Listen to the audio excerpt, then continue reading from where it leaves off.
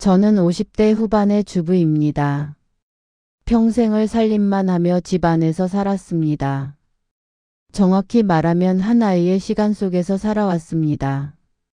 아들이 태어난 날 이후로 제 하루는 늘 누군가의 필요를 기준으로 짜였습니다. 몇 시에 먹였는지, 열이 몇 도였는지, 무슨 말을 했는지. 그렇게 기록하듯 살아온 시간이 30년입니다. 그 시간은 제 인생이었고 동시에 아들의 인생이기도 했습니다. 아들은 제 희생 위에서 자랐습니다. 말 그대로였습니다. 학원비를 마련하려고 새벽에 일어나 반찬을 만들어 팔았고 등록금을 보태기 위해 몇 해를 같은 코트를 입었습니다. 그 아이는 결국 좋은 대학교를 졸업했고 남들이 부러워하는 직장에 들어갔습니다. 키도 컸고 얼굴도 반듯했습니다. 친구들 모임에 나가면 늘 누군가 말했습니다. 너희 아들 참 잘 컸다. 그 말을 들을 때마다 저는 괜히 허리를 폈습니다. 제 인생이 실패하지 않았다는 증거처럼 느껴졌기 때문입니다. 아들은 제 삶을 빛나게 해주는 존재였습니다. 그 아이의 성취는 곧 제 인생의 결실이었고 저는 그 사실을 숨기지 않고 자랑스러워했습니다. 쉽지 않은 형편의 아들을 반듯하고 보안듯이 길러나가는 모성애는 주변에서 말들이 많기는 했지만 저는 아랑곳하지 않았습니다. 남편과 아이 빠짐없이 잘 돌아가는 일상. 주변에서 극성이라고 하던 말던 저는 이런 저의 노력이 흠잡을 데 없는 가정, 제가 평생을 걸고 지켜온 완벽한 그림을 만들어 가는 것이라 믿었습니다.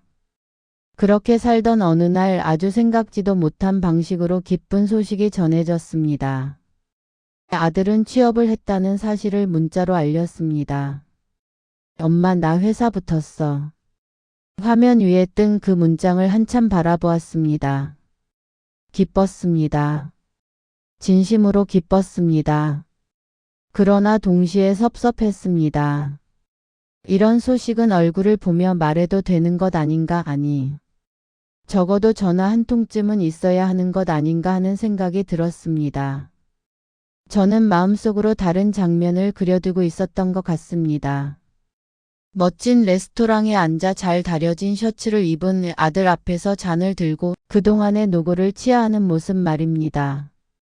샴페인을 터뜨리며 정말 수고했다고 말하는 순간 그 장면이 또 하나의 추억으로 남아 완벽한 가족의 앨범에 꽂히는 그림을 말입니다. 그러나 현실은 그렇지 않았습니다.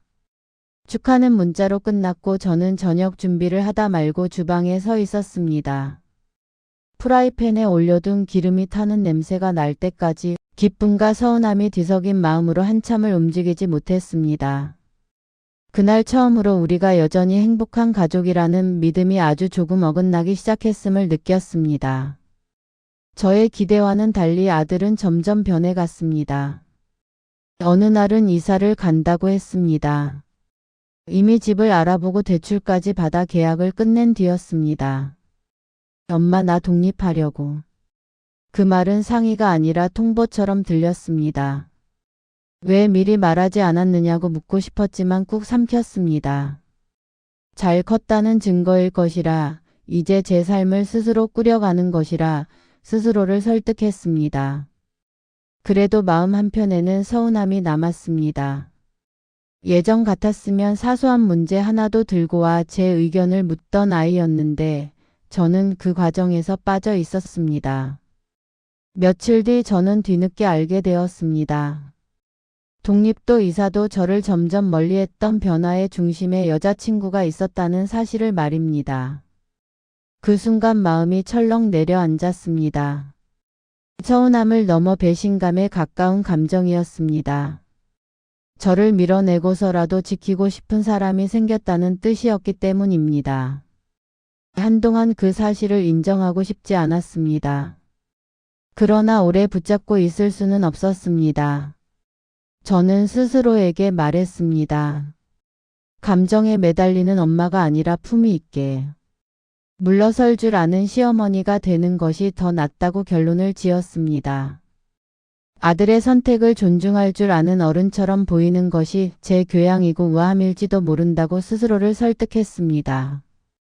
그렇게 마음을 다잡고 나니 다시 한번 며느리까지 제가 생각하고 꿈꿔온 완벽하고 행복한 가족의 모습에 넣었습니다. 아들이 여자친구를 집에 데려오던 날 저는 아침부터 분주하게 움직였습니다. 반찬을 하고 집안을 정리하며 여러 번 다짐했습니다.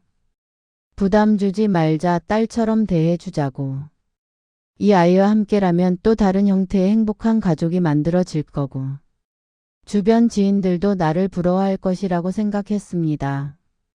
저는 다시 한번 완벽한 가족의 모습을 마음속에 그려보며 조용히 설렜습니다.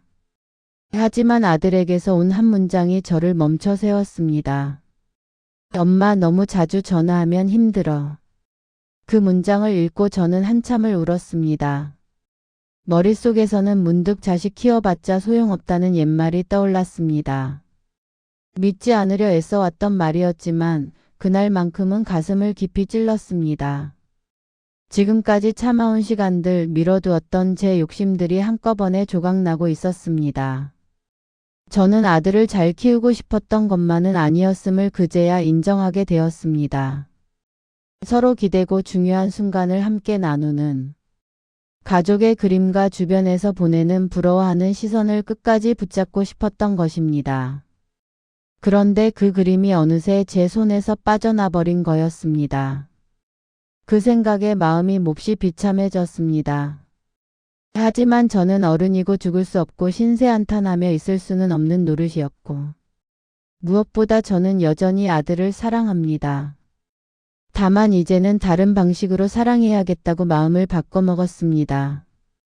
예전처럼 전화나 문자로 안부를 묻는 대신 기다리는 쪽을 택했습니다.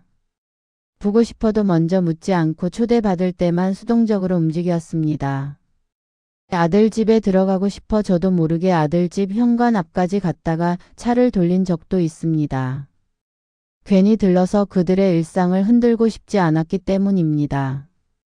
대신 관심의 방향을 바꾸었습니다. 그동안 아들에게 쏟아두었던 시선을 남편에게로 돌렸습니다. 남편의 하루를 묻고 함께 산책을 하며 예전 이야기를 꺼냅니다. 그때야 알았습니다. 제가 쏟았던 아들에 대한 유별난 사랑 때문에 남편이 많이 외로워했다는 것을요. 남편이 딱히 말을 하지는 않았지만 충분히 느낄 수 있었습니다. 아들에 쏟던 그 정성을 이제는 아침에는 같은 시간에 일어나 커피를 내리고 시장에 함께 가 장을 보며 남편과 시간을 보내고 있습니다. 특별한 대화가 없어도 같은 공간에 있다는 사실만으로 하루가 완벽해져 가고 있습니다. 문화센터에 등록해 요리를 배우고 저녁 약속을 달력에 적어가며 하루하루를 채워나갑니다. 아들의 소식을 기다리며 비워두었던 시간들이 그렇게 다시 살아났습니다. 바쁘게 지내다 보니 마음도 덜 흔들립니다. 여전히 아들을 떠올리기는 하지만 그 생각이 저를 무너뜨리지는 않습니다. 제 삶 안에 다시 중심이 생겼기 때문입니다. 아들을 향한 문을 완전히 닫은 것은 아닙니다. 다만 그 문 옆에 저와 남편의 일상이라는 또 하나의 방을 새로 만들었을 뿐입니다.